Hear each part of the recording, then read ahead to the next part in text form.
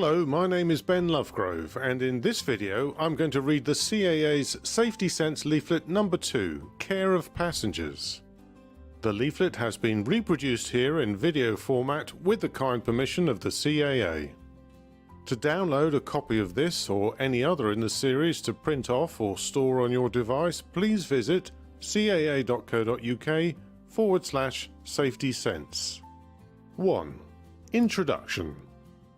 The commander of an aircraft is responsible for the safety and well-being of his passengers, and the law requires a pre-flight safety briefing in any UK registered aircraft. This applies to all aircraft, including gliders, balloons, microlights and helicopters, as well as conventional aeroplanes. Article 88 of the Air Navigation Order 2009 requires the commander of an aircraft registered in the UK to take all reasonable steps to ensure that before takeoff, all passengers are familiar with the position and method of use of emergency exits, safety belts and harnesses, life jackets and other emergency equipment. He or she must also ensure that passengers are instructed on the actions to take in an emergency. Although the guidance in this leaflet is comprehensive and too long to be used in every flight, it is up to the pilot to decide what is appropriate on each occasion. He or she should use simple language, as some words, e.g. leading edge, trailing edge, port and starboard, may not be understood by all passengers. Remember, half the UK population have never flown. Passengers in light aircraft may find it helpful to have a pre-flight discussion on the differences from larger aircraft. See Section 9. 2. Pre-flight preparation. The pilot must comply with any airworthiness requirements, such as having controls removed from passenger seats. Even if not required, consider this if permitted. While not a requirement, it is useful to place sick bags in easily accessible places without making it obvious to the passengers. Ensure luggage is not so heavy that it adversely affects the weight and balance.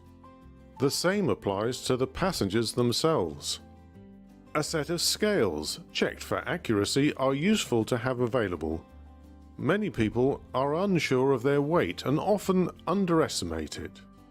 Be prepared to adjust your fuel load and see Safety Sense Leaflet number 9. Check that luggage is properly secured and does not contain hazardous items such as flammable liquids and solids, like matches, firelighters or paint, explosives, fireworks, toy gun caps, magnetic materials like loudspeakers, corrosives like acids, alkalis or car batteries, compressed gases like camping gas, aqualung cylinders, and active mobile telephones or other electronic devices. Advise passengers of restrictions on smoking in or near the aircraft. Suggest that passengers wear sensible shoes and clothing. Bare limbs are at risk and thin nylon melts if there is a fire. Especially in winter, warm clothing should be available in case of heater failure, diversion or forced landing. You can get very cold and wet on a mountainside, even in summer. Advise passengers it is best not to fly if they are unwell or even recovering from a cold. Do not take passengers who are under the influence of alcohol or anything worse. They could hazard the flight. Drunkenness in an aircraft is an offence under ANO 2009 Article 139. Warn passengers not to distract the pilot at critical times when he or she is busy. Advise them when that is likely to be by explaining radio communications, vital actions and the navigation techniques to be used. In the air, don't be distracted by an airsick or frightened passenger. Fly the aircraft. 3. Before boarding. Check personally that external baggage doors are closed and locked. Don't leave it to others. escort passengers when going to and from the aircraft. Point out that propellers and helicopter rotors are extremely hazardous and should be avoided at all times, even when stationary. Rotating propellers and rotors, particularly helicopter tail rotors, may be hard to see, especially from the side or at night. The hazard may not be noticed if nearby aircraft have engines running. Always shut down the engine when passengers are boarding or leaving. Avoid running changes, or passengers approaching the aircraft while a propeller or rotor is turning, unless they are escorted by properly briefed helpers. Advise passengers that when going to and from a propeller-driven aircraft, they must approach and depart from behind the wing. The only exceptions are a small number of types with pusher propellers or entry doors forward of the wing. With these aeroplanes, the engines must always be stopped when passengers are boarding or leaving. Ensure that even if the engine is stopped, passengers do not step forward of the wing leading edge towards a propeller. If flying a helicopter, refer to Safety Sense Leaflet number 17, Helicopter Airmanship, paragraph 4.2, covering safe conduct of passengers with rotors turning. Arrange that someone is in charge of children, particularly small ones, both in flight and when going to and from the aircraft. It is safest to hold their hands. Ensure everyone is aware of hazards under the wings of high-winged aircraft, for example struts and pitot tubes. Show passengers the location of any steps or handholds. If there are wing walkways, show passengers where they can step to prevent hold fabric or dented skin. Help passengers with external door catches and locks. A door caught by a gust of wind can injure passengers or pilots and cause damage to the door hinges. For balloons, gliders, microlights, etc., explain any additional specific instructions. 4. On board before starting engines. The pilot must brief passengers so that they know how to adjust and lock their seats or seat backs securely in position, know how to fasten, unfasten and adjust seat belts and harnesses. Strongly suggest they keep them fastened through the flight in case of unexpected turbulence, etc. Know how to unlock and open doors or canopy, noting that some aircraft have a double locking system. Locks and handles should be left alone once the doors are closed. Personally supervise the closure and locking of doors, etc. Don't be rushed. Do not obstruct the controls with objects such as cameras, handbags, knees or feet. Do not put metallic or magnetic objects near the compass. Switch off all mobile telephones and electronic devices before flight. Do not interfere with the controls in flight. Know how to use the headsets, and that they can use the intercom if fitted, and know how to communicate if there is no intercom. Know where to find the sick bags, and know the emergency procedures detailed below. 5. Emergencies. Before flight, the pilot must brief passengers on how to brace themselves if a forced landing or ditching appears likely. There are two main reasons for this: to reduce injury due to striking objects inside the aircraft, and to reduce the flailing of the body.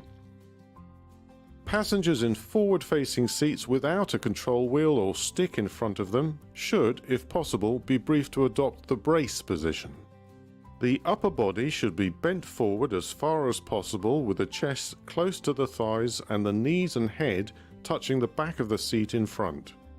The hands should be placed one on top of the other on top of the head, with the forearms tucked in against the side of the face. Fingers should not be interlocked. The lower legs should be inclined aft of the vertical with the feet flat on the floor. The seat belt should be as tight as possible and low on the torso. Check that front seat occupants have got their belt and upper torso restraint as tight as possible prior to impact. Advise passengers how to use any emergency exits. Tell them to kick or force out a window if doors or canopy cannot be opened or if the aircraft is overturned.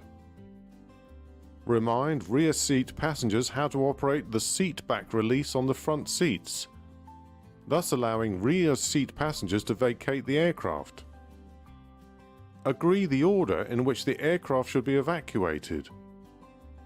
Remind passengers that harnesses and belts should be as tight as possible, and at the last minute headsets removed, unplugged and stowed. Brief passengers to unlock, but not unfasten, the cabin doors and emergency exits just before landing or ditching. Make it clear that seat belts and harnesses must be kept fastened until the aircraft has stopped. Undo belts, open doors and get out fast. Explain that you must not leave a helicopter until the main rotor has stopped. Explain the position, release method and how to use the fire extinguisher as well as the location of the first aid kit. 6. Extra precautions over water. Life jackets. Before flying over water in a single-engined aircraft, make sure that passengers are wearing life jackets, know how to inflate them, and how to use any ancillary items, for example a light, a whistle, or a PLB. If the aircraft is twin-engined, point out the location of the life jackets and how to put them on. If one engine stops, consider asking the passengers to put on their life jackets. It's now a single-engined aircraft. Impress on your passengers that life jackets must not be inflated until outside the aircraft. Life rafts. The life raft should be secured such that it cannot strike people's heads during deceleration. Make sure it is accessible in an emergency. Assign responsibility for getting the life raft out.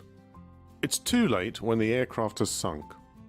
It may be heavy, so a strong passenger should be chosen. Do not tie the life raft to the aircraft after ditching. Passengers must know how to inflate the life raft and should know what emergency equipment it contains. For example, fluorescein dye and flares. Brief passengers to swim away from the aircraft before inflating the life raft so that it cannot be hauled on anything sharp. When inflated, make sure it does not blow away, leaving some or all of your passengers still in the water.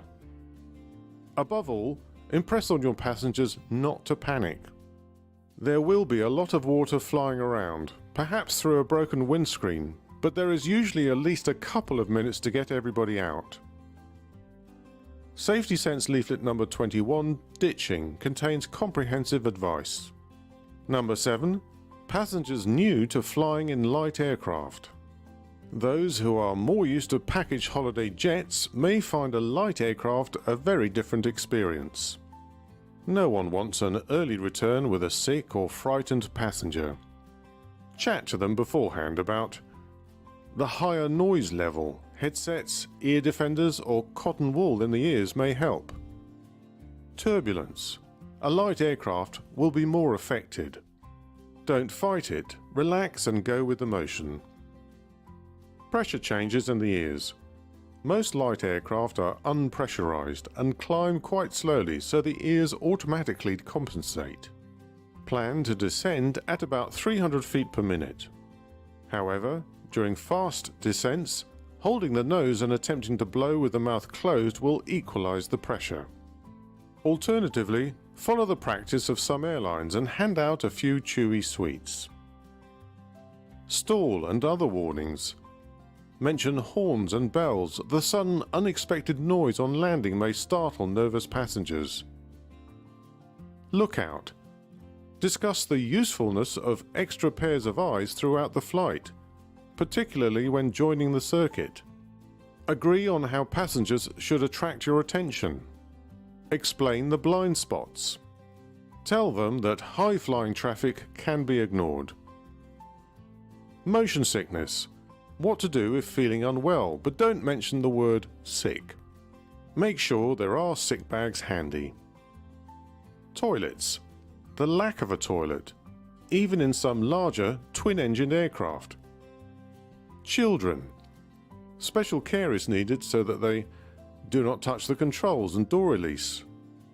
Keep their legs clear of the controls when sitting on a booster cushion. Keep quiet when the pilot is talking on the radio or is very busy, and tell the pilot if they see another aircraft. Keeping their eyes outside helps prevent air sickness. It helps if you keep talking to them during the flight, pointing out landmarks, etc., and avoid turbulent or windy days so that they remember their flight with pleasure. Number 8. Child restraints. The ANO and some flight manuals have requirements about safety restraint if children under the age of 2 or 3 in some cases are on board. These can be fulfilled as follows. For children up to the age of 6 months, approved belt loops as used in commercial airliners must be carried. For children between 6 months and 2 years old, either these approved belt loops must be carried, or the child must be strapped into a suitable car-type safety seat as described below.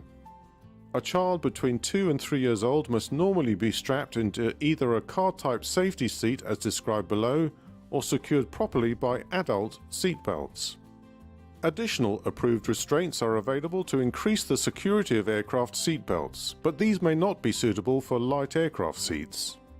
Children 3 years old or more must be restrained using the aircraft seat belts. The safety seats referred to must have a well-defined shell, be designed to allow quick securing and removal from the seat, have a single point of release for the harness which the child cannot easily release, secure at least the torso, lap and shoulders, and have straps at least 2.5 centimeters wide. The safety seat must be installed so that it is secured to the aircraft seat in the direction of flight with the aircraft seat belt or harness, does not interfere with the aircraft controls or exits. The lower part of it must not extend unreasonably beyond the aircraft seat. The aircraft seat belt buckle does not lie on any subframe member of the safety seat, and only one set of straps secures the child. 9. Summary for passengers. Have you been told how to use seats and locking mechanism, seat belts and harnesses, door and emergency exit release, front seat back release, fire extinguisher, life jackets and life raft if carried, where to find the first aid kit, and what to do in a forced landing or in a ditching? It is a legal requirement for the pilot to tell you. That's the end of the CAA Safety Sense Leaflet number 2, Care of Passengers.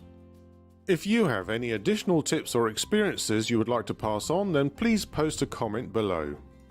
Subscribe to my channel and click the bell to be notified of the next video in this series. And finally, please share this video within the general aviation community so that pilots and student pilots can benefit from the advice.